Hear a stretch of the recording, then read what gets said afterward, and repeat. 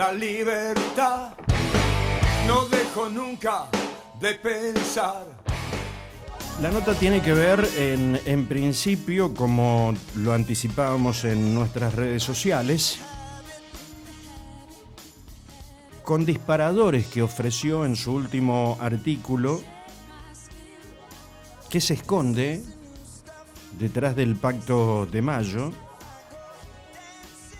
La primera mención en un artículo, más allá de todos los artículos y las personas que son especialistas en análisis político, el verdadero peso semántico de academia y de ciencia política sobre todas las cosas, en ponerle el verdadero significado a la casta, entendida por Menem, como el contubernio. Espectacular. Todavía no ha sido explicado qué es prebenda, qué es contubernio, qué es componenda, de forma magistral, teniendo toda la oportunidad el más media de la Argentina. Supongamos el más media, el canal de comunicación más importante o el más visto. No sé si Petete Martínez lo hace en Córdoba, no tengo la menor idea. Pero la cuestión es que nos interpela como más de lo mismo también este gran artículo de Rogelio López Guillemard, o Guillemain o Guillemain, como quieran. En francés, Guillemard. Y sobre otro disparador que me dice, no, esto es de lo sencillo, ¿no? de los pequeños detalles que tiene la vida, y que tendría, por ejemplo, a un abuelo mirando y observando qué hay de fondo, qué se plantea de fondo, que consume un nieto, o un padre, un hijo en edad escolar, o un adolescente, y también, bueno, un hijo en todas las edades, ¿no?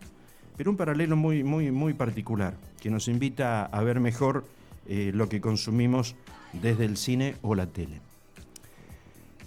Más allá de su modestia personal, la de Rogelio, hay que decirlo, y tal vez es la primera vez que lo presento de esta manera, pero es que quiero darle esa relevancia, porque esta 18ª temporada nos abocamos a dos cosas principales. Primero, recuperar esa vida social que hemos tenido, recuperar esas amistades, volver a visitar amigos, algo que nos hemos olvidado por laburar,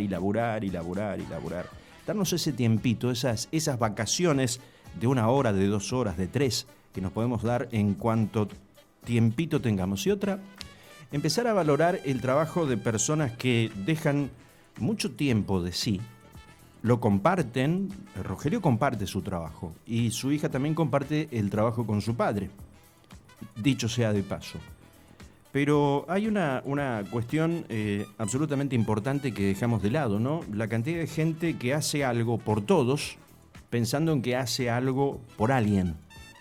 Y esto, para poner relieve a toda esta condición, Rogelio, a pesar de su modestia, y lo voy a hacer de todas maneras, aunque no le guste, entre otras cosas, Rogelio López Guillemard es médico cirujano, ex miembro del Honorable Consejo Directivo de la Facultad de Ciencias Médicas de la Universidad Nacional de Córdoba, ex secretario de Asuntos Estudiantiles de la Facultad de Ciencias Médicas, también de la misma Casa de Altos Estudios, especialista en cirugía plástica y cirugía general, docente de Ciencias Médicas, también de la misma Casa de Altos Estudios, miembro del Consejo Académico de Cirugía General, Secretaría de Graduados, Facultad de Ciencias Médicas, jefe de quirófano del Hospital Domingo Funes, director del Centro Formador de Clínica Quirúrgica del Hospital Domingo Funes, que es también integrante de la CONEAU, que es la Comisión Nacional de Evaluación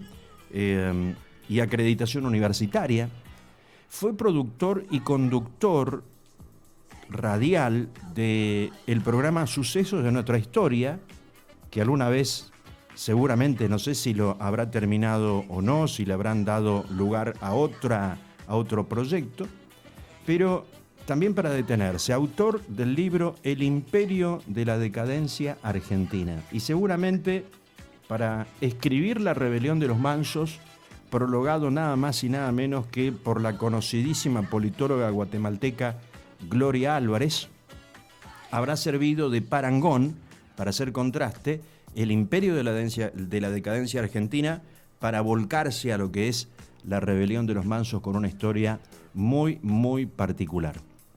Y me voy a permitir, claro, como el que conduce, como el entrevistador es el que maneja siempre de acuerdo a los tiempos del entrevistado, obviamente, pero maneja el criterio y no le va a quedar otra a Rogelio que, en mis palabras, recordar ese prólogo que lo quiero compartir con mucho cariño, con mucho respeto y con mucha admiración a toda nuestra audiencia.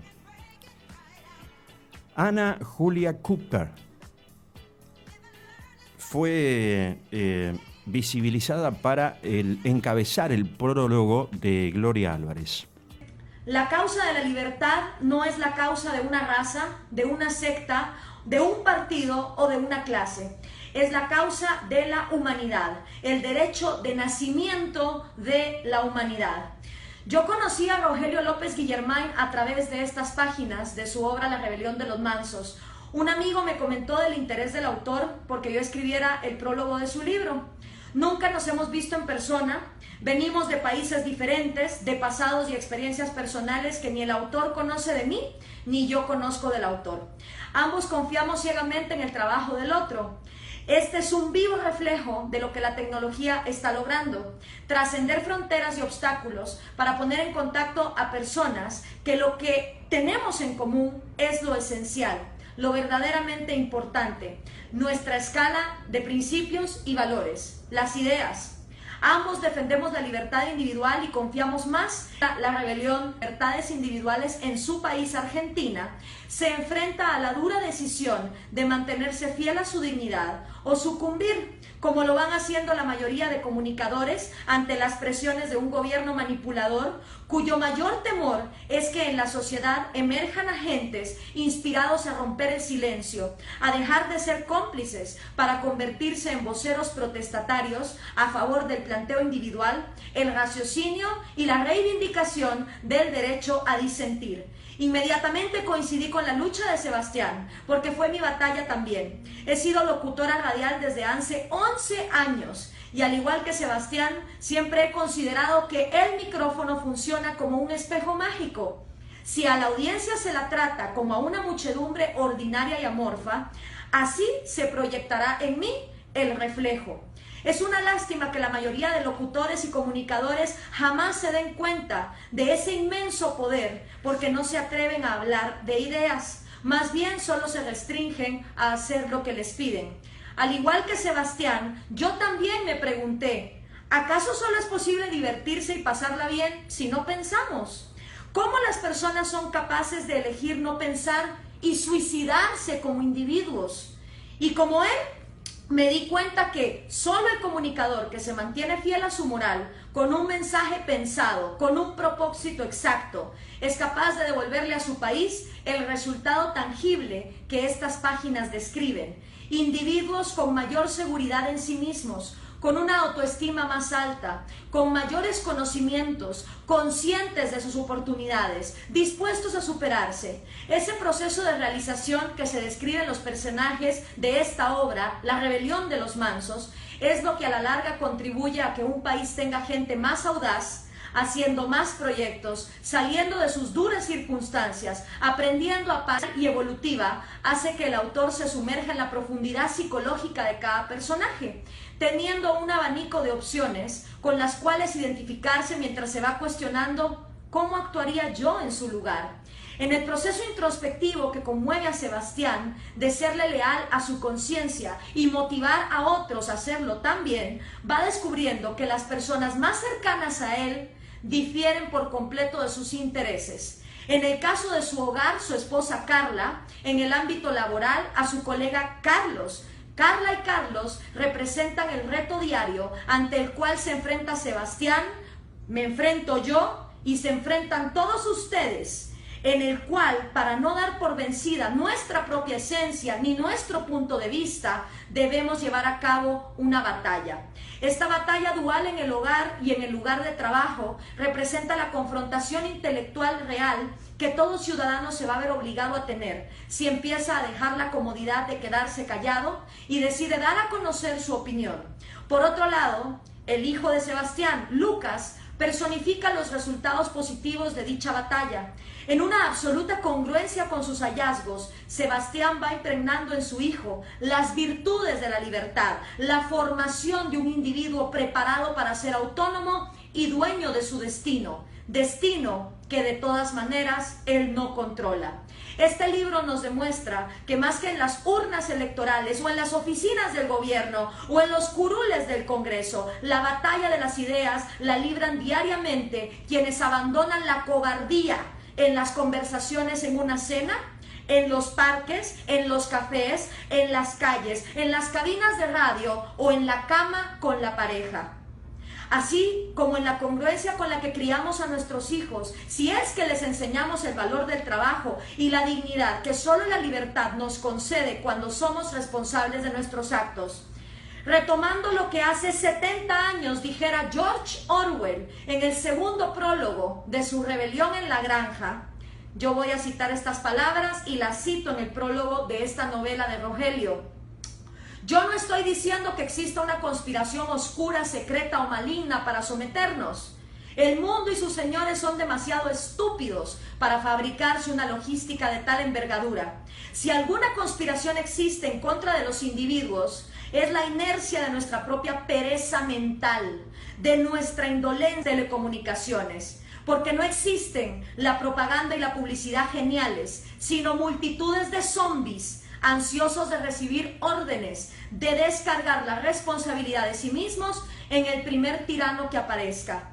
Es mi profundo deseo que este libro, La Rebelión de los Mansos, encuentre personas dispuestas a escuchar para que cuando el mensaje de la rebelión de los mansos toque a la puerta de su conciencia personal, sepan reaccionar con la honestidad intelectual que tuvo Sebastián, que es la honestidad que hoy por hoy toda Hispanoamérica tanto necesita. Y este es el prólogo que tuve el honor de poder escribir para esta obra que hoy se presenta ante el público en Buenos Aires y ante toda Latinoamérica a través de la tecnología para que adquieran la novela La Rebelión de los Mansos.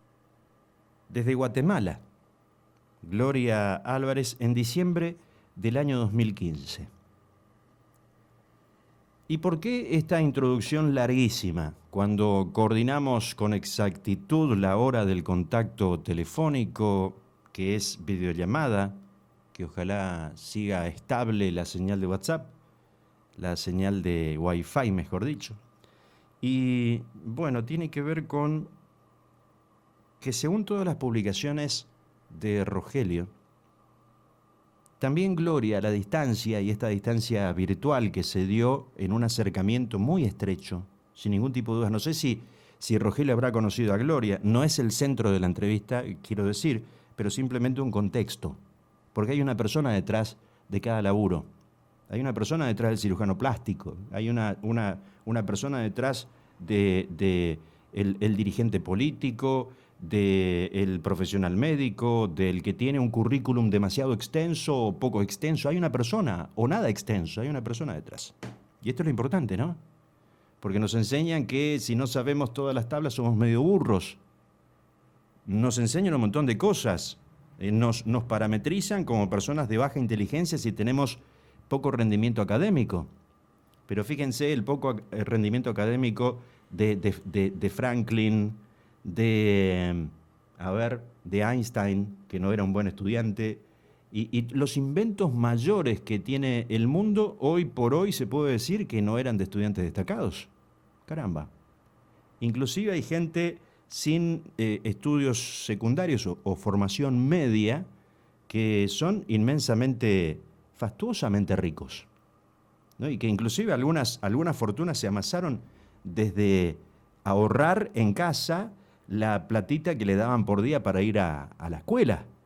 Y esa platita para comprarse y hacerse un cajón para lustrar botas. Y es después esa platita para hacerse las bicicletas triciclo, que son los heladeros de antes, ahora ya no se usa más, donde guardaban, llevaban ropa para las quincenas a los obrajes y poder venderles así sucesivamente. Fíjense, ¿no? Sin demasiado estudio. La creatividad es la inteligencia más poderosa que tenemos. Esa misma creatividad que nos hace ver algunas realidades, esas observaciones, como las que plantea Rogelio en qué se esconde detrás del Pacto de Mayo. Hay una cuestión fundamental también, Rogelio, para considerar. Basalmente, más allá de los 10 puntos del Pacto de Mayo, Javier Milei tiene dos frentes. El frente federal, que se ha abierto, nación-provincias, y el otro frente que va a enfrentar más adelante, según los resultados, es con el sindicalismo. Pero el sindicalismo a partir de que, según las condiciones económicas que plantee para las provincias, que cada provincia contiene empresarios que van a tener que llegar a satisfacer las demandas salariales de todos los sindicatos. O sea que tendrá que satisfacer a los empresarios para que los empresarios satisfagan los reclamos sindicales para que viva mejor la gente, que tendrá que estar en blanco mayoritariamente y no en esta economía informal que nos llevó también a esta situación, si se quiere. Pero hay otra cuestión muy, muy importante a considerar. Guillermo Francos dijo esta semana a la prensa nacional que el que considere que Javier Milei va a retroceder o dar un paso atrás es porque no lo conocen. Como diciendo, es imposible que no lo conozcan a Javier Milei. La academia no lo conoce. Nosotros no lo conocemos ni en cartas de tarot. Nosotros no lo conocemos por sus actos, y los actos que me está mostrando para conocerlo Javier Milei precisamente tiene que ver con el diseño comunicacional. Es un hombre que utiliza al máximo, desde mi punto de vista, todas las tecnologías que tiene a mano para poder comunicar. Hablábamos hace aproximadamente un mes con otro amigo sobre el buyer persona, o sea, el cliente ideal. Milei está construyendo en base a ese cliente ideal una política comunicacional. Ahora, y discúlpame el francés, Milei nos considera a nosotros tan groseros, puteadores, como para que tenga un lenguaje, una verba tan soez, que no es digna de un dignatario nacional. Digo, de pronto, ¿no? De pronto. Vendría a ser, todos nos comunicamos así como comunica Javier Milei cuando se vuelve coprolálico. De pronto, ¿no? Como para que la gente piense que es coprofagia, que por lo general, intelectualmente, digo, cuando voto inconscientemente, tal vez me estoy volviendo coprófago. Entonces, es interesante abrir la caja, ¿no?, de Pandora, que nos lleva esperanza, como dijo el gobernador aquí en la inauguración del ciclo lectivo, ante chicos que no entienden, no comprenden y no interpretan, que la caja de Pandora también traía esperanza. Caramba, solamente las pestes para la humanidad en un castigo de Zeus, en una portadora muy bella que era Pandora, de una caja que llamaba mucho la atención. Y con ese no abran para que lo abran, porque es nuestra muesca, si se quiere, principal, la rebeldía y la desobediencia, fundamentalmente. Bueno, creo que este contexto más o menos te interpreta de pronto, querido Rogelio, que no nos conocemos tampoco personalmente y que no va a faltar oportunidad, seguramente nuestro Dios nos acerque algún día la posibilidad de conocernos y que nuestra radio lo traiga a Oberá, de ser posible, para que nos transmita todo su pensamiento. Por lo que veo, Córdoba también en este momento tiene el cielo algo nublado. ¿Cómo estás? Buenas tardes. Hola, ¿cómo estás, Walter? Bueno, un gusto, muchísimas gracias. Claramente te iba a retar por todo lo que estás diciendo, pero bueno, nada, una pequeña apostilla. Sí, estamos nublados, no con tanto calor como ustedes, acá está más agradable, hay pronóstico de lluvia. Y con respecto a los libros, El Imperio de la Decadencia Argentina, me lo prologó Rosendo Fraga y Agustín Laje. que está bastante enemistado con Gloria. Así que yo tengo muy buena relación con ambos, estoy al medio del camino, digamos.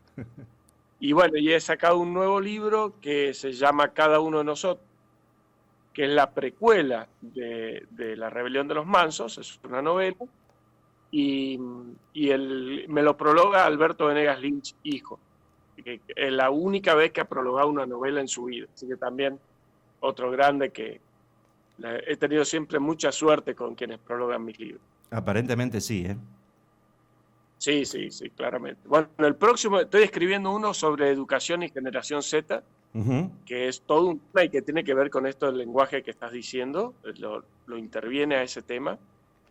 Y bueno, estoy viendo quién va a ser el prologuista. Tengo uno en la cabeza, pero va a estar áspero. Y bueno, pero más áspero que Agustín, de pronto, que desencontrado con Gloria, que es conocido el desencuentro que tienen, me parece que... Pero bueno, qué sé yo. Sí, lo vas a lograr.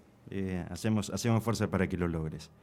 Me interesó mucho esto de ponerle el punto sobre la I, lingüísticamente, idiomáticamente, contubernio en lugar de casta. La gente tiene que saber qué es contubernio. Tiene que internalizar el significado de contubernio porque es el pecado de la corrupción entre políticos por los políticos. Que habla del descontrol. Si hay contubernio quiere decir que no hay control, ¿no? Y después ocupaste, para definirlo, a Javier Milei en su ¿la ven, no la ven? En algo, un paralelo una alegoría muy curiosa. Utilizaste a Po de Kung Fu Panda cuando tenía que interpretar ese rollo místico que no llevaba mensaje alguno, ¿no? O sea, vos lo ves, ¿cómo lo ves con todas las señales que da Javier Milei? ¿Lo ves como una persona que ofrece algo muy, muy sencillo, muy honesto y que no es interpretado, que la desconfianza del resto dice algo traerá entre manos, somos argentinos, el agua no se masca, atrás debe haber algo, no puede ser tan fantástico? Se me ocurrió porque cuando lo vi dije, yo creo que es una gran representación. El que no haya visto la película no se la vamos a spoilear, véanla. Es infantil, pero todo el cine infantil tiene mucho mensaje atrás. Así que siempre hay que verlo con los hijos para poder interpretarlo. Yo creo que Javier es muy transparente. Eso no quiere decir que sea inocente, que son conceptos distintos. Que sea transparente quiere decir que no anda con dobleces, pero tiene su forma de negociar y de presentar las cosas para poder alcanzar sus objetivos. Entonces no quiere decir que es frontal de onda suicida que va en un combate y se larga como, qué sé yo, como fue Mansilla en la Vuelta al Obligado, que se largó a cuchillo contra las balas de los cañones.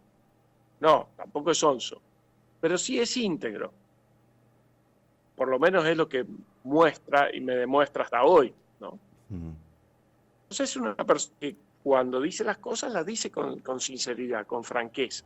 Y no está acostumbrado el político a eso. Está acostumbrado no a la segunda intención, a la décima intención. Y en ese aspecto me parece que no terminan de verlo, no la terminan en ese sentido. Javier negocia, pero negocia no desde las armas de la política, sino de las armas del comercio.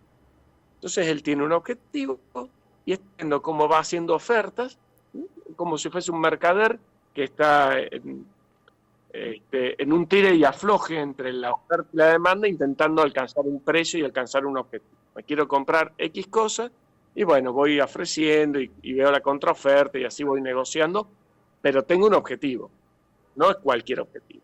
Me quiero comprar X cosas. Bueno, Javier quiere alcanzar X objetivo y va a ir negociando dentro de lo ético aquellas cosas que crea que sí. En cambio, los políticos, en general en Argentina, han tenido muy pocos valores, han sido bastante dispersos en cuanto a los valores. Creo, siempre me gusta pensar en el Groucho Marx, el mismo que decía, estos son mis principios, si no les gusta tengo otros. Bueno, eso hacen y si uno ve los pases de los políticos de un partido a otro, dramáticos, de un extremo a otro sin problema, uno se da cuenta que dice, bueno, ¿cuál es tu verdadero interés?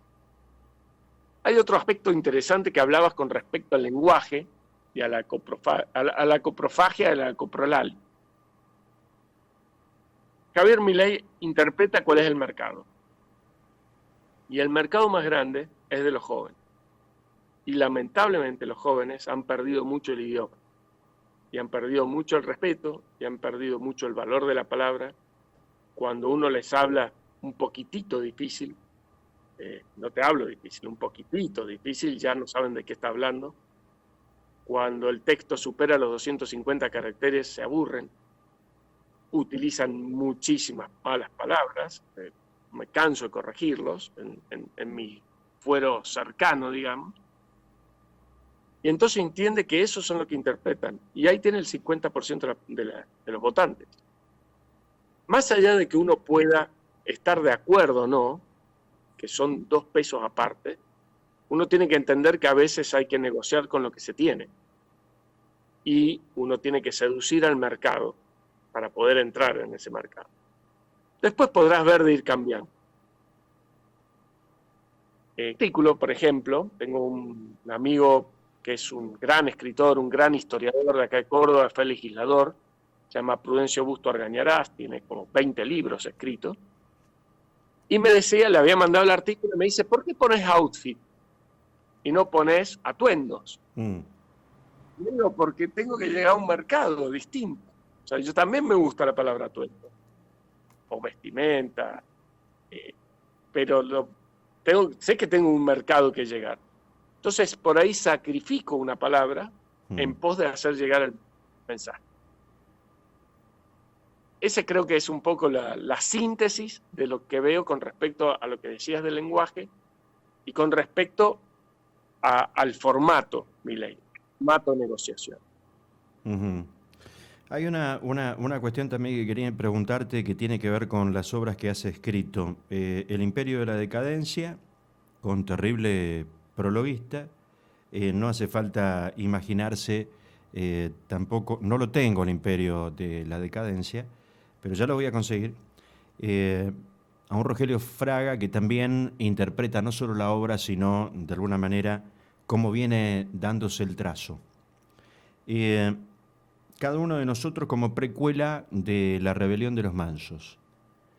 Casi como que está surgiendo naturalmente, decantó en algo que veníamos hablando en entrevistas anteriores, sobre la necesidad de vernos nosotros mismos. Por eso lo de Gloria, de pronto, ¿no?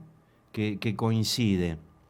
No digo profético, que también tiene una imagen de profético Javier Milei, sino digo de... ¿Cómo es cuando uno tiene una premonición? No, tampoco es eso. Pero una persona que tal vez se adelanta leyendo la sociedad. Cuando escribiste cada una de estas cosas, ¿pensaste que iba a suceder más o menos como venías presentando tu visión? Bueno, yo creo que era más un anhelo que una sapiencia de que iba a suceder. Uno siempre tiene la esperanza de que en algún momento la gente despierte. El imperio sí. Hay una pequeña trampa. Yo tengo el imperio que vos estás hablando, es el recargado. Porque hay un primer imperio, que fue mi primer libro, que no está en circulación, que tiene casi 20 años, que es cuando conocí a Agustín. Y el subtítulo de ese libro es Sumate a la rebelión de los mansos. O sea, la idea de sumarse a la rebelión de los mansos la tengo hace 20 años como concepto. Y rebelión porque no es violenta, ¿cierto? Sino por un enfrentamiento al status quo y decir hasta acá. Que en gran parte lo está, o por lo menos lo propone Javier Milei, esperemos que lo logre difundir, que es, primero, decir que no viene a guiar corderos, sino a despertar leones, lo cual ya está hablando de no seguir en una masificación de la gente, sino que cada uno piense por sí mismo, y de ahí arranca el cada uno de nosotros. que es como una concatenación, ¿no?, en conceptos. La rebelión de los mansos no puede ser de muchedumbres, de masas, sino tiene que ser de individuos. Y la suma de los individuos hacer un todo, entendiendo que la identidad, que es lo que está siendo atacado por la Agenda 2030 en todo el mundo, Argentina incluido, la identidad, la más importante primero es la identidad individual. ¿Cómo me identifico yo como ser humano? Con todas mis características. Y después está la identidad social, en la cual también está siendo atacada, como la identidad en la familia, destruyendo la familia, la identidad nacional, la identidad religiosa, y se va desmantelando a un ser humano cuando le quitas la identidad, y es mucho más real. Entonces, primero identificarse uno mismo con la identidad de cada uno de nosotros, y después sumarse en un conjunto para hacer una rebelión. Y hay una particularidad, fíjate, de que no se habla de mileísmo. Hemos hablado de alfonsinismo, de menemismo, de cristinismo, de migrismo, pero no se habla de mileísmo. Y eso tiene una connotación importante. Sí, completamente, coincido contigo. El próximo 20 de marzo se van a cumplir 100 días de gobierno. Y en una de tus publicaciones, en una de tus subidas en Entiendo redes sociales, también dijiste algo muy, muy llamativo, que me parece que también identifica a Milei. En ese entonces tenía un mes de gobierno. Y habías dicho, Milei, un mes de gobierno y 25 minutos de Davos. Y precisamente por su mensaje en Davos es que todos, como vengo sosteniendo, no tengo tanto contacto con colegas del exterior, pero vengo sosteniendo, mirando afuera para adentro, de alguna manera, si se quiere, revisando, miran a una sociedad argentina que tiene un antecedente como el que tiene, y están diciendo que es un encantador de serpientes, Milei, porque por mucho menos hubiese estallado la República Argentina. Quiere decir que hay un cambio en la sociedad, que es lo que venías planteando anteriormente desde hace bastante, ¿no? Como ese anhelo de que cambie la sociedad, y creo que si no ha pasado a mayores es porque una sociedad ha madurado, y otra sociedad agarómbica, que tal vez no quiera hacer otra cosa que quedar piola. Es interesante lo que decís, sí, creo que claramente hay una parte de la sociedad que ha madurado, y lo veo incluso con contactos míos con los cuales siempre tenía discusiones, debates, no discusiones, debates, intercambios, y que ahora como que dan la razón, ¿no? Decís, bueno, pero hace 10 años no me daban la razón, y ahora sí. Entonces hay una maduración, y se suma porque todos los contextos son fundamentales, ¿no? El contexto del bajo valor que tienen el resto de los políticos, del bajo valor que tienen los sindicatos, del bajo valor que tienen los movimientos sociales, y del bajísimo valor que han tenido las políticas llevadas hasta ahora. Entonces es como que la gente empieza a decir, ok, ¿más de lo mismo o pruebo algo distinto? Sin dudas, sin un Milei, esto no hubiese sido posible. Y la prueba está en que todos los representantes del liberalismo, libertarios, como quieras, del país, no lograron ganar elecciones ni sacar muchísimos votos. O sea, sin duda, Javier Milei ha interpretado y ha logrado llegar a la gente, más allá de que tenga el mismo mensaje que otros. O sea, el factor Milei es central en esto, porque somos personalistas. Este amigo que te decía, Prudencio Cañarás, decía, somos monárquicos, y seguimos siendo monárquicos. Y esperamos un papá-estado que nos resuelva la vida. Y las provincias esperan un papá-estado nacional que les resuelva los problemas. Porque Argentina se ha caracterizado por ser absolutamente unitaria.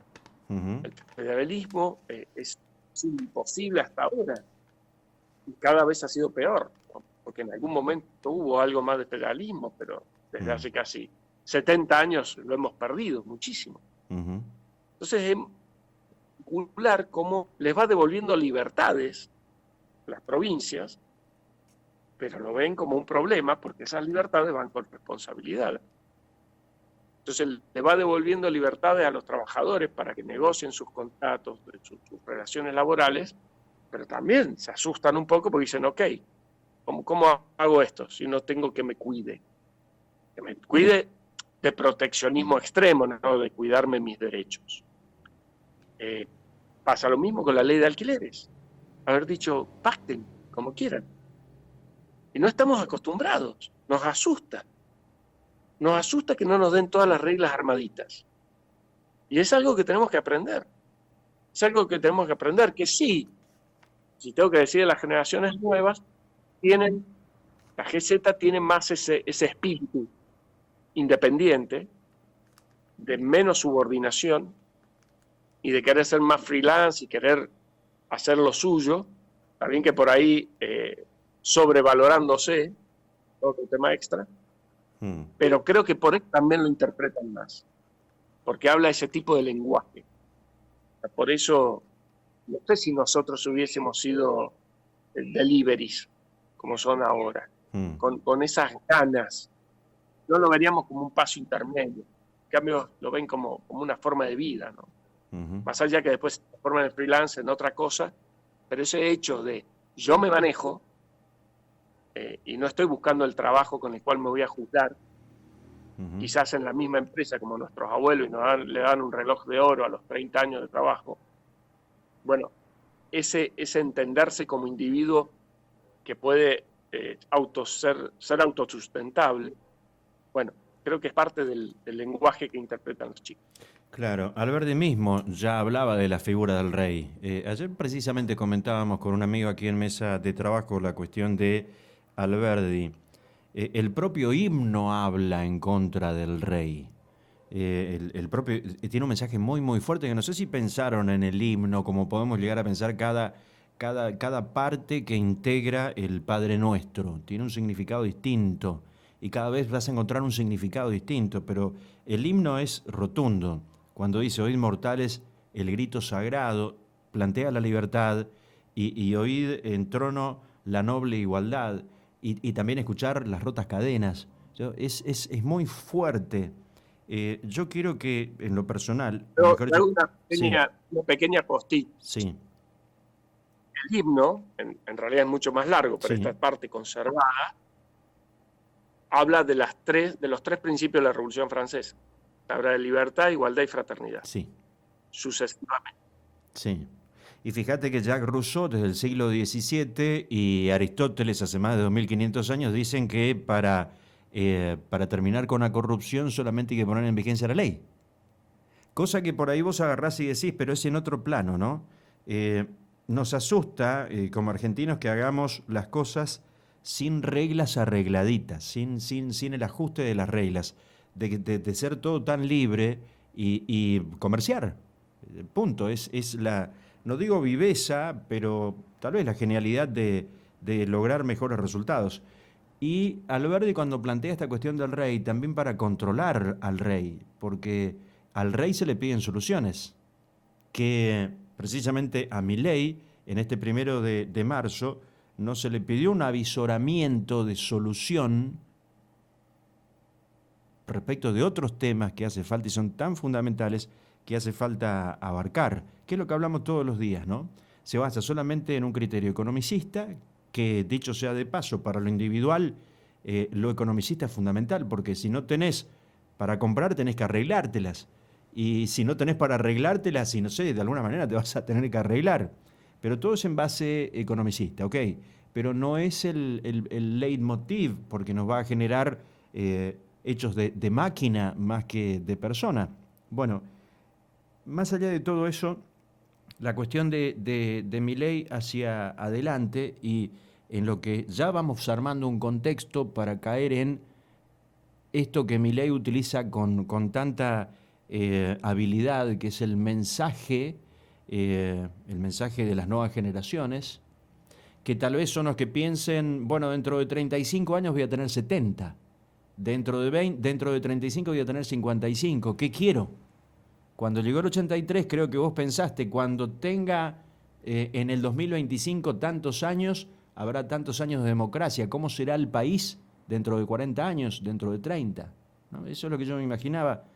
Decía cuando, en el 83, que desde ahí me interesó, desde el 82 me interesó mucho la política, decía de que todo lo que ha pasado en Argentina, no podemos menos que pensar que duraría 40 años el estadio para estar mejor, después de todo el daño que se produjo a partir de la Alianza Anticomunista Argentina, las juventudes armadas de por entonces, y de un sector, obviamente, no quiero ser amargo ni tóxico en ese sentido, pero real, y todo el desastre que armaron, y ya estamos en los 40 años, y estamos redescubriéndonos.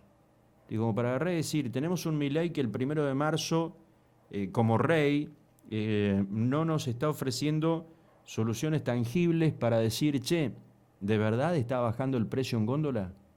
Porque me voy a comprar algo y está más caro hoy que ayer, y ayer que anteayer, y así sucesivamente. Pero entonces, ¿cómo es que tenemos una inflación a febrero de 18%, ponele, porque todavía no se conoce el índice, pero ponele que ronde el 15 al 20% la inflación de este mes, y las cosas subieron el 50%, mínimo, ¿eh? Un desastre. Entonces, agarrar y pensar, por ejemplo, no sé si viste la entrevista con Pichetto anoche, donde se enoja el legislador sin ver que con 2.300.000 pesos de dieta de un legislador que se ajusta con el sueldo del personal legislativo. Si lo aumentás a los legislativos, aumenta los legisladores, frente a un sueldo de la mínima, frente a los saberes de una jubilación mínima. Digo, esas obscenidades realmente las puso sobre la mesa Javier Milei como para ir viendo algo en qué consolarnos mínimamente. Bueno, mira, hay varios puntos de lo que estás hablando, ¿no? Para tener en cuenta. Primero, él siempre habla de que respeta las instituciones. Entonces, él no tiene, por supuesto que debe tener diálogo, pero no tiene injerencia directa en lo que vayan a hacer el Poder Legislativo, que es otro poder. Pensemos qué hizo él cuando era diputado. Donaba su sueldo. Entonces, hay un mensaje personal e independiente, que como buen liberal, dice, cada uno hace la que cree correcta. Estamos de acuerdo de que los argentinos somos muy pobres. Argentina está muy pobre.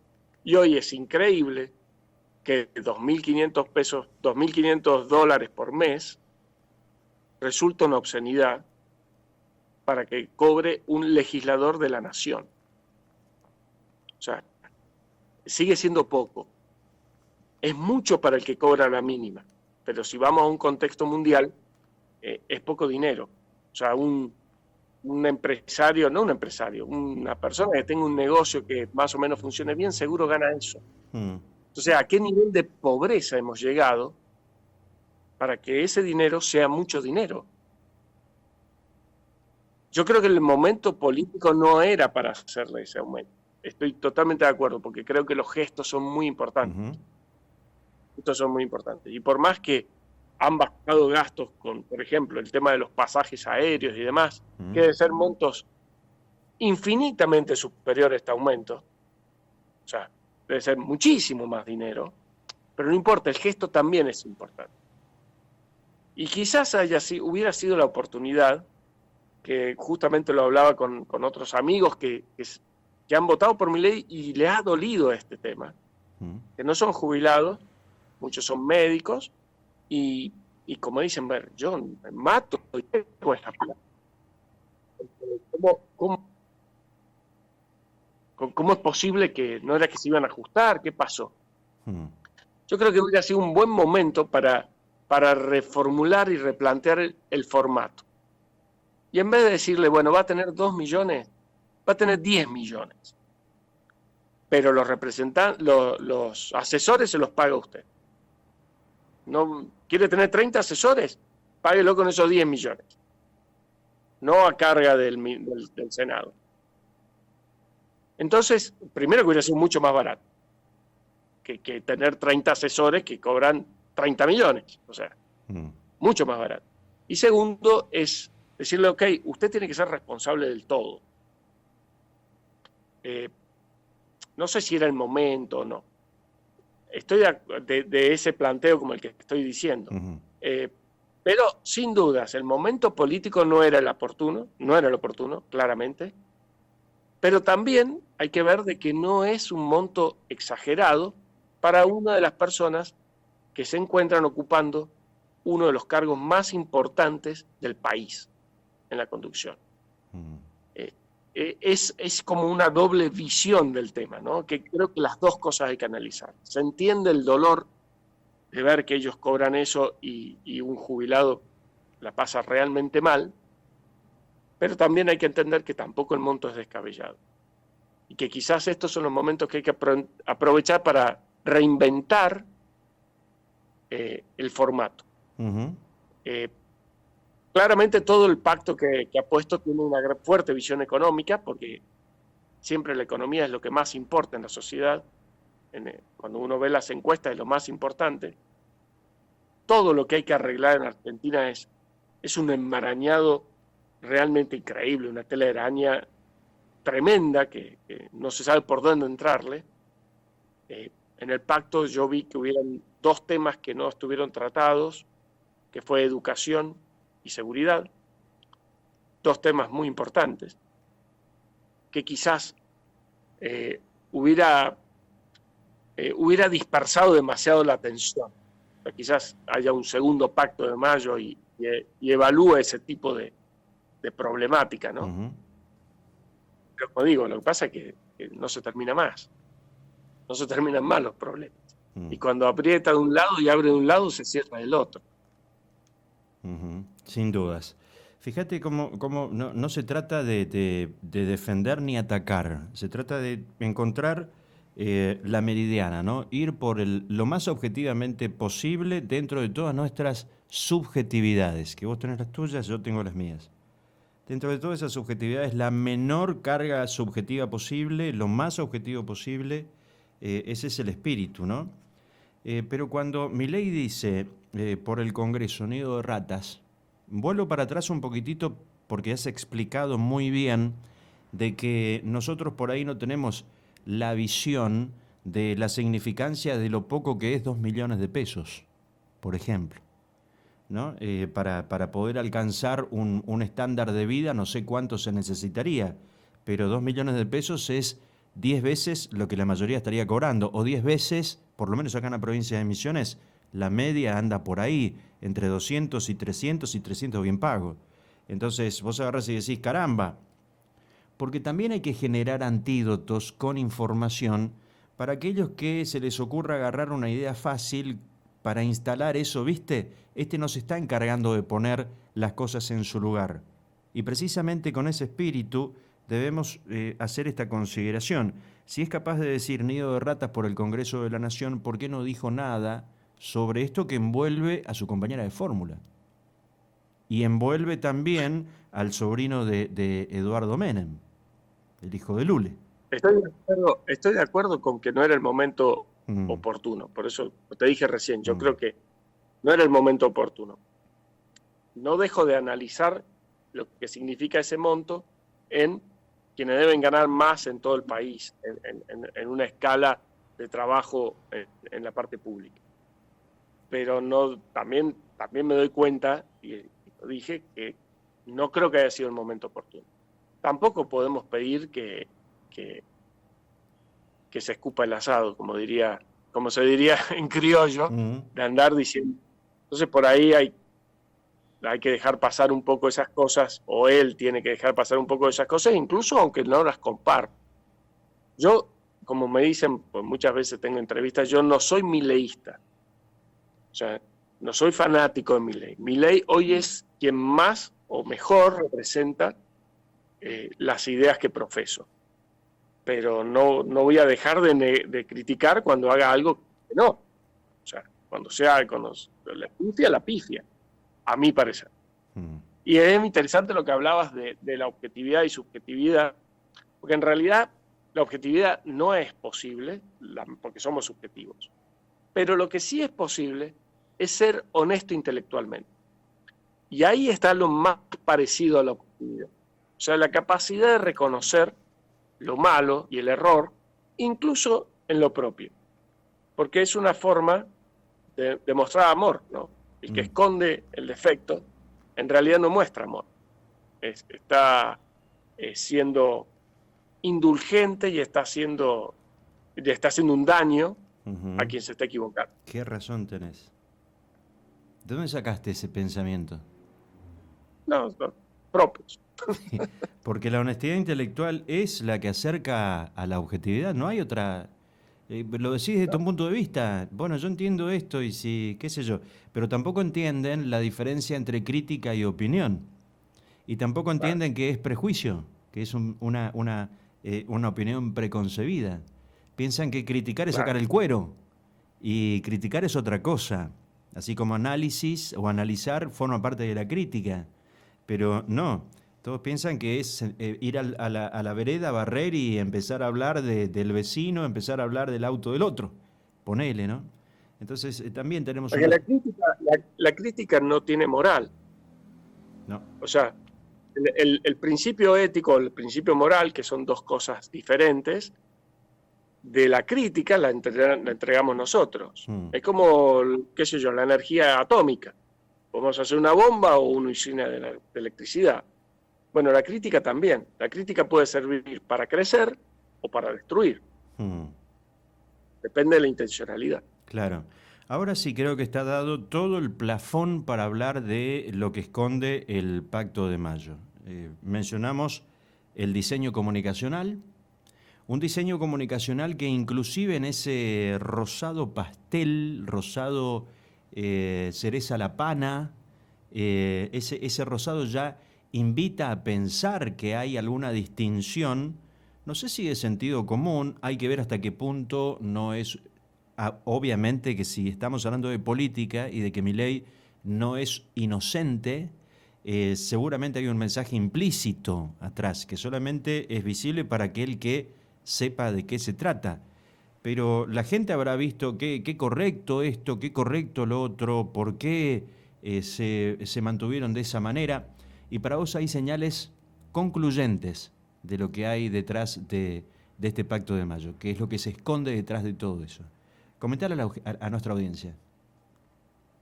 Bueno, sí, sin duda hay un manejo de tiempos.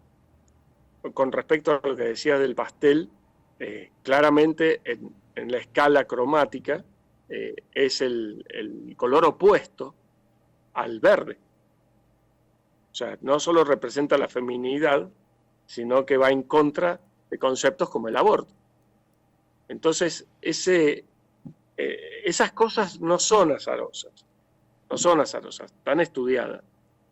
También la vestimenta de Javier, que también ha cambiado con respecto al tipo de traje que llevaba antes. Uh-huh. El lenguaje, cuando está él hablando su posición de presidente o de representante de los argentinos, no dice malas palabras, lee, es prolijo en su dicción, en su forma de hablar. Después en las redes hace otra cosa, pero interpreta los espacios que tiene, los espacios que ocupa. Hizo lo esperable de recorrer el pasado para que no se olvide, para ponerlo en contexto. Las actividades que hizo, porque la gente por ahí dice, pero no ha hecho nada. Y ha hecho muchísimo. O sea, por ahí no lo han dejado mucho de lo que ha hecho. Pero yo no recuerdo alguien que haya mandado 600 leyes en una sola ley metida, pero 600 leyes al mes al Congreso. O sea, es una barbaridad. Bien, mal, ya eso es otro tipo de análisis, pero no podemos decir que no está haciendo. Y con respecto al utilizar el atril, acercándose un poco a la imagen que se usa en Estados Unidos, el tipo de diálogo que no era tanto para los representantes del Congreso, sino para la gente. Él no le habló a los representantes del Congreso, le habló a la gente a través del Congreso, pero esta vez dándole la cara al Congreso. Lo cual también es una invitación, ¿no? cuando él asumió, le dio la espalda al Congreso. Y ahora le dio la cara al Congreso. Más allá de que el momento no te permitía darle la espalda, pero mantuvo la diferencia desde un atril, pero se imbuyó, se metió, se sumergió en el Congreso. Y también se puso a hablar de federalismo, porque al invitar a los gobernadores, estaba invitando a ser federales.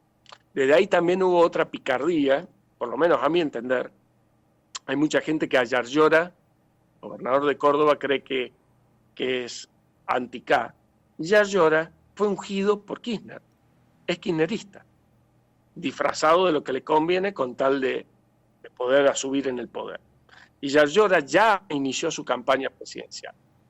O sea, ya la ha iniciado en distintos medios, en distintos lugares, busca posicionarse en los medios nacionales, se ha cansado de viajar a Buenos Aires en el avión sanitario, por supuesto, para no pagar pasaje.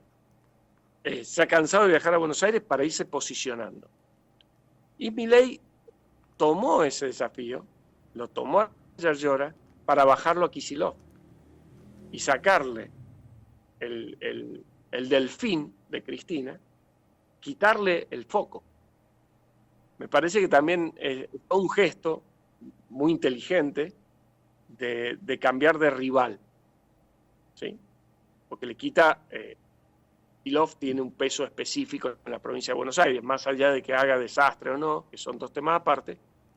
Digamos, el gran caudal de votos de Buenos Aires los tiene Kicillof, porque tiene dentro de todo una imagen increíblemente más o menos positiva, y Yarlora no es tan conocido.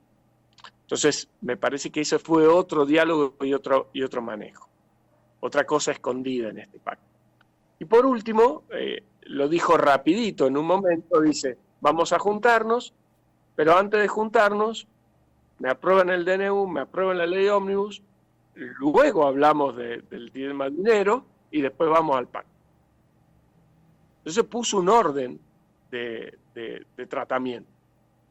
Entonces, antes de empezar todo esto, primero me aprueban las leyes. Y después vemos la plata, y con ya la plata y las leyes, vemos otros 10 puntos que son casi indiscutibles, que hay que ver cómo se llevan adelante, ¿no? Sin dudas. Coincido contigo en estos 3 puntos que has articulado muy bien. Pero me detengo sobre la cuestión de Yarlora o Yarlora, que ya inició su posicionamiento presidencial sin ningún tipo de dudas. Va detrás de Nacho Torres, otro nuevo en la política que se enfrentó a Javier Milei, o que Milei decidió enfrentarlo a él. Pero la provincia de Córdoba no solamente significa el polo metal mecánico más importante que tiene el país y la potencia de su producción granaria, sino significa también no solamente la capital del salame y la capital nacional del folclore y de un montón de cosas que son riquísimas y lindísimas, sino el alfajor cordobés, sino esta sí, ya estamos entrando, viste, apenas es 7 de mes y ya estamos con hambre. Imagínate más cerca del fin de mes. Bueno, en tren de lucubraciones, ¿no? No digo especulaciones, lucubraciones. Ir a Córdoba significa también lo de Celestino Rodrigo.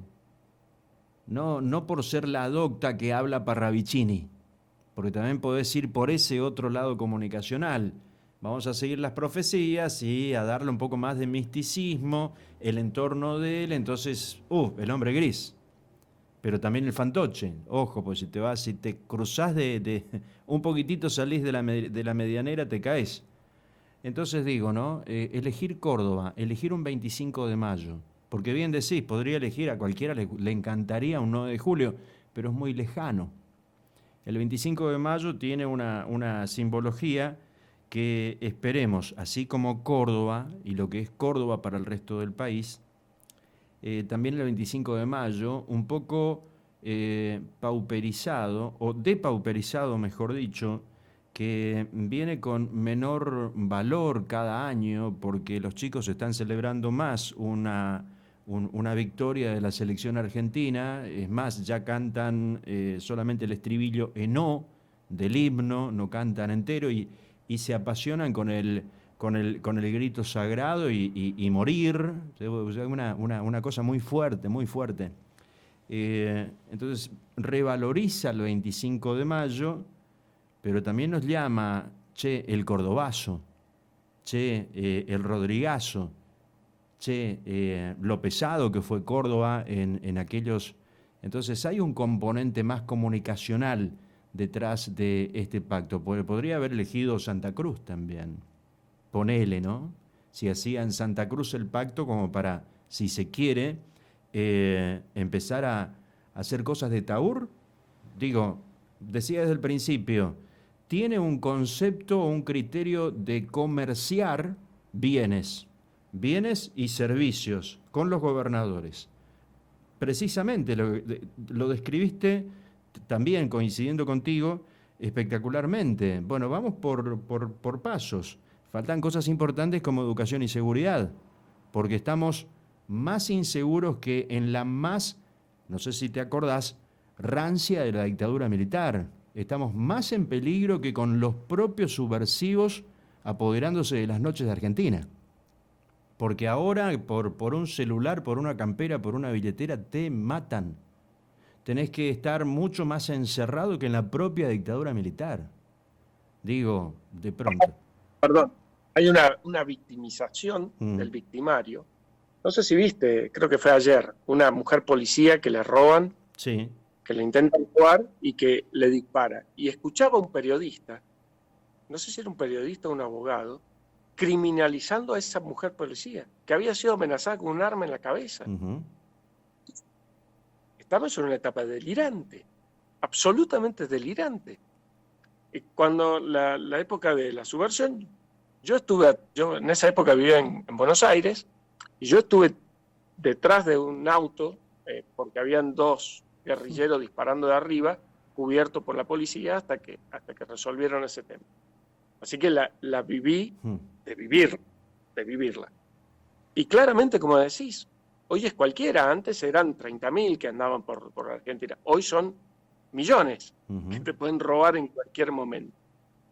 Es absolutamente complicado en ese aspecto. Me parece que es dramáticamente complicado. Perdón que te haya interrumpido, no quería dejar pasar. Es que no, está bien porque tiene que ver con la paráfrasis, si se quiere, ¿no? Tiene que ver con el tema que estamos tocando. Obviamente le da mucho más sustento a esto que tenemos que observar, que no es una cuestión de Cristina ni de nada, ya está. Eso ya le pertenece a la Argentina, no es de un partido político ni nada por el estilo, porque somos rápidos para abrir juicios de valor. Primero abro el juicio de valor y después pregunto. Entonces, creo que también una sociedad que se revele de forma mansa, pero que el manso también agarre y diga, tener una actitud pacífica, más racional, empezar a comprender al otro, empezar a verlos. Por ejemplo, no vayas a decir que el chico que no comprende un texto y no lo interpreta es burro. ¿Y si fue mal alimentado desde la panza? Y si fue mal alimentado de la panza y encima mal alimentado en los primeros estadios de vida, como dice Abel Albino, que lo entrevistamos el año pasado, a finales del año pasado, ¿y qué le vas a decir burro? Porque no tiene el cerebro, su cerebro no tiene la potencia de absorber toda la información que da la educación. Digo, de pronto, ¿no? Entonces tenemos que comprendernos los argentinos que entramos en un juego perverso de política, donde la comunicación ha sido, por cuestión de venta, un bien para comerciar, ni siquiera negociar. Entonces, las letras de molde empezaron a tomar mucha mayor relevancia, fue puesta de manifiesto y fueron a ese campo, y la verdad que nos tiene un poquitito hartos el que siga culpándose a la prensa, cuando es el consumidor el que compra el producto. Es una... Absoluto. Entonces, claro, vos cuando criticás a la prensa estás insultando que él consume la información, porque le está diciendo tonto, vos no te das cuenta que te está mintiendo. Entonces son todos un hato de gente sin cerebro, son descerebrados el resto de los argentinos que no ven cómo les mienten.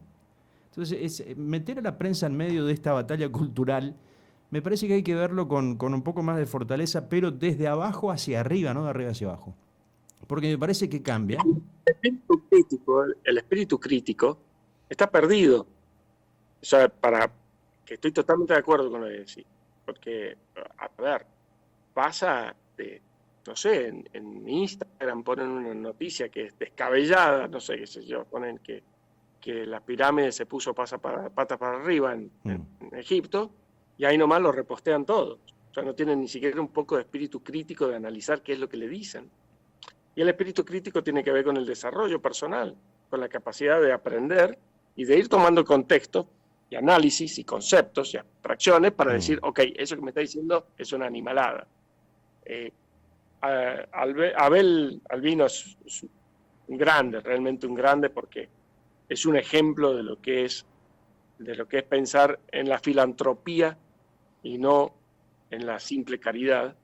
Y ha entregado su vida a cosas grandes. Lamentablemente, como todos nos equivocamos, hizo unos comentarios desacertados en un momento y fue suficiente para que lo fusilaran, digamos, desde lo mediático.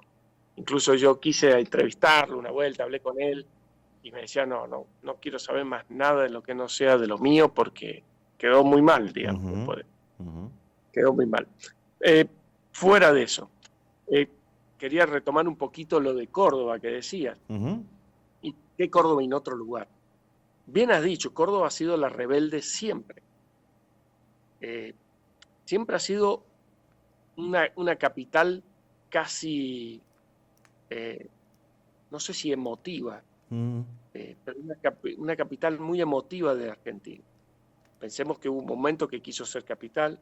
El gobernador Bustos quiso hacer que se reunieran en Córdoba en su momento antes de la Constitución para lograr hacer una Constitución y convertirse en un verdadero país federal, digamos. Es el Artigas nuestro, por decirlo de una forma. Sí, pero me refiero desde el punto de vista del federalismo. Es el Artigas argentino en cuanto al tema del federalismo. Como bien decía el cordobazo, el Córdoba siempre está en ebullición. Siempre está en ebullición. Y el otro punto, que es donde Javier sacó más votos de toda Argentina. O sea, si bien es un territorio gobernado por Yarlora Llora, Milei sacó más votos que Yarlora Llora. Entonces, son detalles que son importantes. O sea, le disputa el territorio a Yarlora Llora. Dice, voy a tu casa y yo te digo dónde vas a poner los condimentos, dónde vas a guardar la mercadería. Porque tengo tanto como vos, por más que no soy su gobernador. Entonces hay un montón de circunstancias. Yo ahí también había puesto que quizás a Milei estoy seguro, pero me juego la cabeza, no he hablado con Javier porque claramente está detonado, pero estoy seguro que le hubiera gustado incluso más el 1 de mayo, que es el día de la sanción de la Constitución Nacional. Claro. Pero ¿quién sabe eso? Si los chicos, yo he estado hablando con distintos chicos y le voy haciendo la misma pregunta a todos. Les pregunto quién era Miguel Martín de Güemes, o Miguel de Güemes, mejor dicho, y no saben. O sea, uno de los 3 militares más importantes del país. No saben quién era. O sea, me dicen que era de la lucha de federales y unitarios. Dicen cualquier cosa. Entonces, ¿qué podemos esperar que sepan que era el 1 de mayo la sanción de la Constitución? Entonces, creo que la fecha, de todas las posibles, de todas las que tenía, era la más posible, digamos, la más factible de utilizar. Por eso creo que la eligió. Yo creo que y también. Por eso Córdoba creo que la eligió por todo este contexto que dijimos. Córdoba ha sido rebelde _medio siempre. Es la definición. Ya me hiciste acordar, me hiciste ver la película de Rodrigo, ya me hiciste ver un montón de cosas. Es comunicación oral 100% lo tuyo. Porque si no ves lo que se dice, no se comunica. Por eso las palabras te aburren, porque no estás viendo qué es lo que te está diciendo. Bueno, también está la habilidad del comunicador, ¿no? Pero creo yo que eso también tiene que ver, y esto hace a tu habilidad en la oratoria, seguramente en alguna conferencia, para plantear algún tema, lo más que se te permita, desde lo científico, que ya tiene otra jerga, ese es un punto a favor.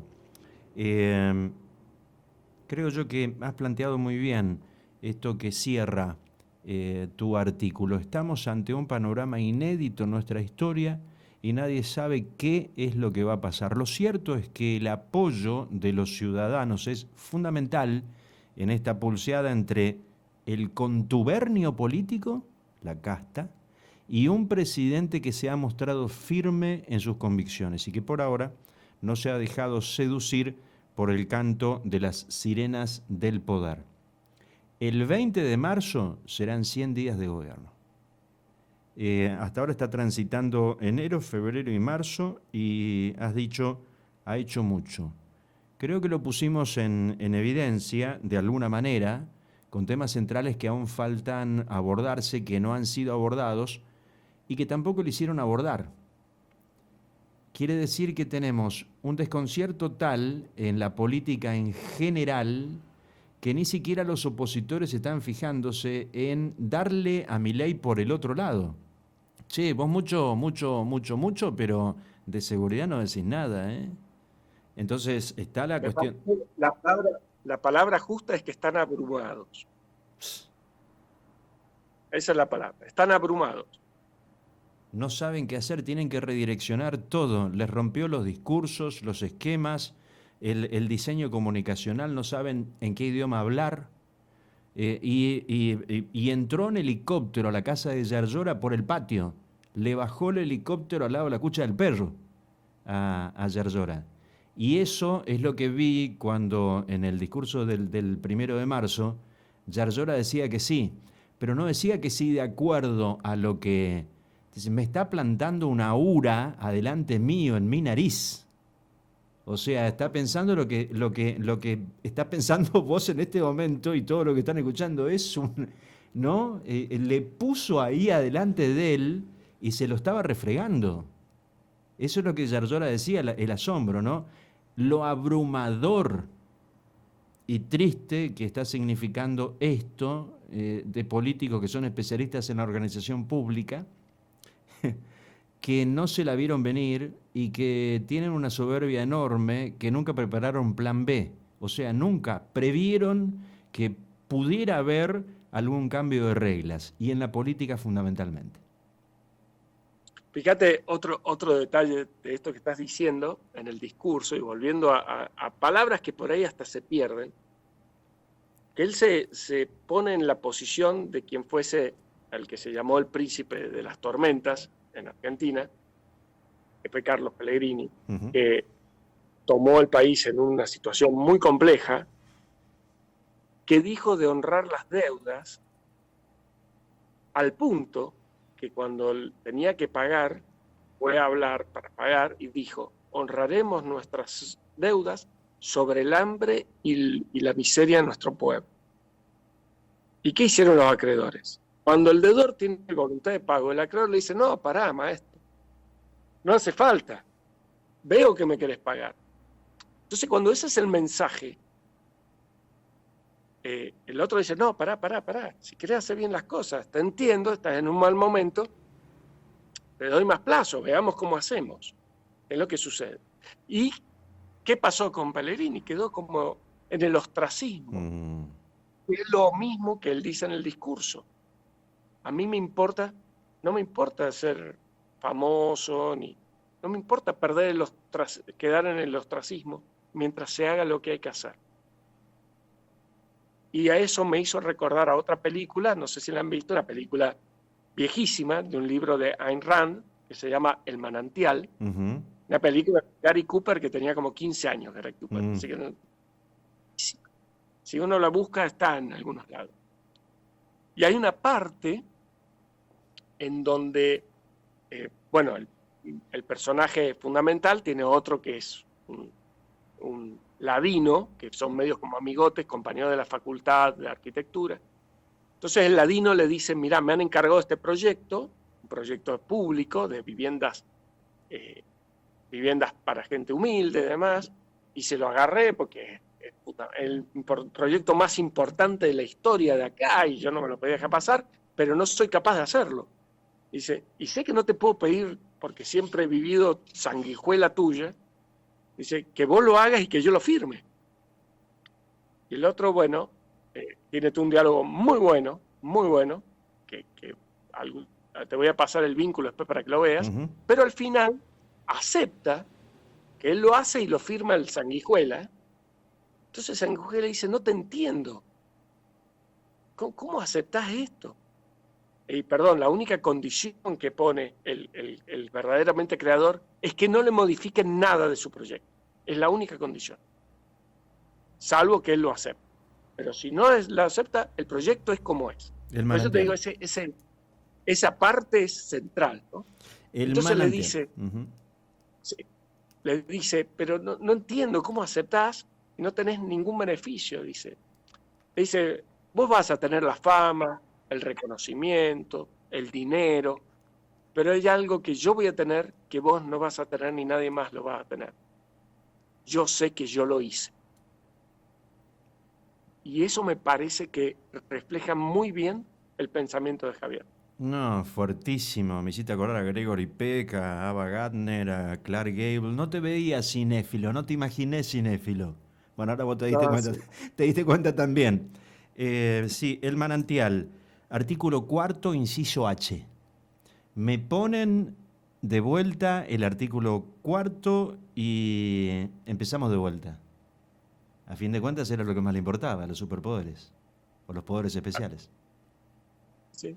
Es que, porque si no le da el ritmo. O sea, él necesita ritmo para poder hacer las cosas. Claramente la elección de medio término es muy importante para él, porque necesita mejorar su posicionamiento en la Cámara Legislativa. Para eso necesita resultados.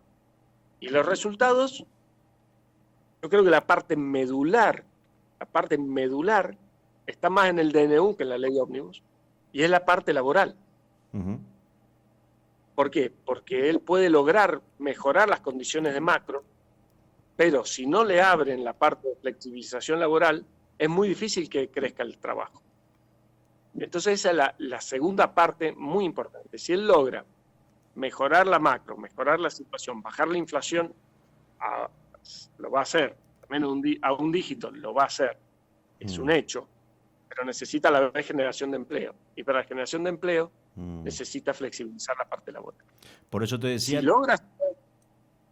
Si logra hacerlo... Sí, si logra cerrar eso, va a llegar a las elecciones intermedias en una posición muy fuerte. Y eso es lo que los desespera al resto de los políticos. Porque yo lo veo a un Javier Milei. Si lograse esas dos cosas, sacando más del 50% de los votos, pero tranquilo. No, sin ningún tipo de dudas. Hay una cuestión, bueno, sí, puede haber algún tipo de dudas, pero lo principal que quiero decirte, que se me escapa con la muletilla, es esto de tiene que cerrar lo antes posible, y lo antes posible hay que bajarlo, porque él tiene la urgencia de cerrar lo antes posible hasta el año que viene, que el año que viene está de la vuelta a la esquina, ¿eh? Entonces, esta cuestión que te decía sobre todo frentes, el frente con los gobernadores, nación, provincias, y el frente con el sindicalismo, el frente sindical. En medio del sindicalismo está el empresariado. La idea ya general creo que se comprende. Entonces, él necesita arreglar en poco tiempo para lograr un 25 favorable y un 27 más favorable, que no va a ser del todo el número que él necesita. Porque por más que gane con el 100% igual, no va a tener número propio, quiero decir.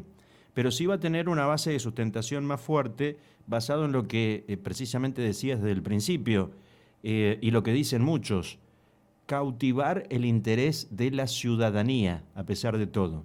Si vos mirás que la ciudadanía votó un presidente sin candidatos a diputados, sin candidatos a senadores, sin candidatos a gobernadores, sin candidatos a concejales, la verdad que acá no se entiende cómo puede ser que votaron a Milei y le dieron el ok a un renovador cuando tenía todo en contra. Digo, parece la ola, estaban todos en la cresta diciendo acá, también nos sacamos de encima 20 y pico de años de gobierno renovador y de un montón de cosas, de una política muy amañada y también con mucha maraña, enmarañada. Entonces, la base de sustentación de él va a ser el pueblo otra vez. Va a ser el elector, va a ser el ciudadano, así que no va a bajar la velocidad que le imprimió. Él parece que está acostumbrado a cocinar para 1.500 personas en 1 hora y media, ¿eh? Da la sensación. A ver, él era jefe de economía de uno de los grupos económicos más importantes de Argentina. O sea, no se han dado con chiquita. No estaba negociando con el proveedor del kiosco. Ha jugado fuerte, seguro, en su trabajo. Seguro que ha jugado muy fuerte. Y sabe jugar fuerte. Y juega fuerte. E interpretó, cuando vio que en el Poder Legislativo no avanzaba, interpretó lo que todos sabemos, que los legisladores en realidad no tienen criterio. Son simples emisarios de los gobernadores. Entonces supo por dónde combatirlos. Y por eso le habló a los gobernadores. Y por eso le dijo, ¿quieren plata? Veamos esto primero. Claro, completamente. Veamos esto. Rogelio, como siempre ha sido, qué hermoso sol están teniendo, ¿eh? Ahora sí. Qué generoso ha sido. Muchísimas gracias. Realmente no sé cómo merecemos tanto. Y si quedó algo por comentar, porque siempre de algo nos olvidamos, bueno, te dejo el cierre de la nota. Bueno, nada más agradecerte. Es un placer, a mí me encanta, me entretiene. La radio me fascina. El tiempo que pude hacer radio, que fueron unos años, pero bueno, como era sin sponsor, y por ahí no hay forma de sostenerlo en el tiempo. Pero bueno, hago videos que en el canal de YouTube, lo cual hace más o menos parecido, ¿no? Por lo menos algo, no hay diálogo, pero al menos hay un monólogo que uno intenta llegar. Así que después, si querés pasarlo con mi nombre, Rogelio López Guillemén, que ahí pueden ver algunos de los programas de radio, algunas entrevistas y demás, que Dale. es muy entretenido, muy lindo. Y nada, siempre a tu disposición para lo que necesites. Bueno, muchas gracias. No pierdo la esperanza de que logremos lo necesario para invitarte a venir a hablar de tu libro, de tus libros, y ofrecer tu visión al resto de, supongo, un auditorio muy interesante aquí en Obra. Así que bueno. Bueno, totalmente dispuesto y más que feliz de poder hacerlo en alguna oportunidad. Dale que sí. Abrazo grande, muchas bendiciones. Un abrazo inmenso. Chaucito. ¿A dónde está la libertad? No dejo nunca de pensar. Quizá la tengan en algún lugar.